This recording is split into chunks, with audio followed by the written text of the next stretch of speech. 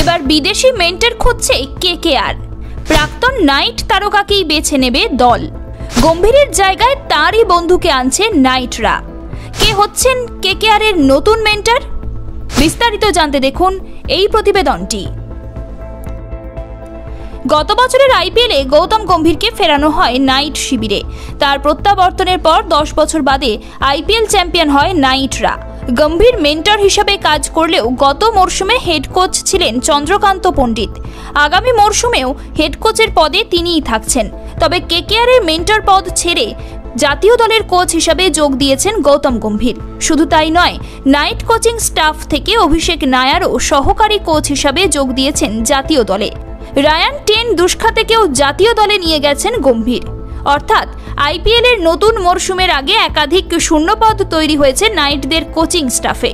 সেসব স্থানে কাকে বসানো হবে তা নিয়ে এখন জোর জল্পনা শুরু হয়েছে। বিশেষ করে গৌতম গম্ভীরের জায়গায় কেকেআর এর পরবর্তী মেন্টর কে হবেন তা নিয়ে বেশ চর্চা শুরু হয়েছে। যদিও এমনটা শোনা গেছে যে মেন্টর পদের জন্য নাইট ম্যানেজমেন্টের ভাবনায় রয়েছে এক প্রাক্তন নাইট তারকার নাম।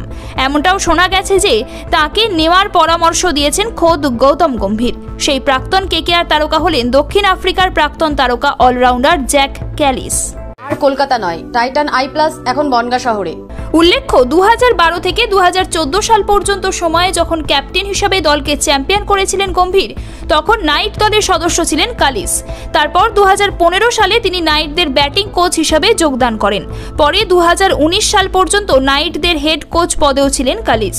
জ্যাক কালিস যেহেতু নাইট পরিবারের সদস্য ছিলেন, তাই কালিসের অভিজ্ঞতাও কাজে লাগাতে পারে কেকেআর। আর এই সব কারণকে সামনে রেখেই কালিসকে দলের মেন্টরের দায়িত্ব তুলে দিতে চায় কলকাতা নাইট রাইডার্স ফ্র্যাঞ্চাইজি। এমনকি গম্ভীরও তার শখের দলের জন্য প্রাক্তন প্রোটিয়া তারকাকেই চাইছেন বলে খবর। তবে পুরোটাই এখনও সম্ভাবনার স্তরে, কারণ জ্যাক কালিস নিজেও এই বিষয়ে এখনও কোনো রকম মুখ খোলেননি।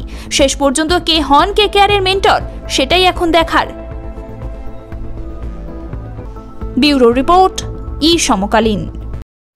ये टाइटन का सनग्लास है एंड इसमें पावर्ड लेंस भी लगा सकते हैं। আর কলকাতা নয়, টাইটান আই প্লাস এখন বনগাঁ শহরে। চক্ষু পরীক্ষা সহ সানগ্লাস, কন্টাক্ট লেন্স পাওয়া যাচ্ছে বনগাঁর যশোর রোডের নিজস্ব শোরুম।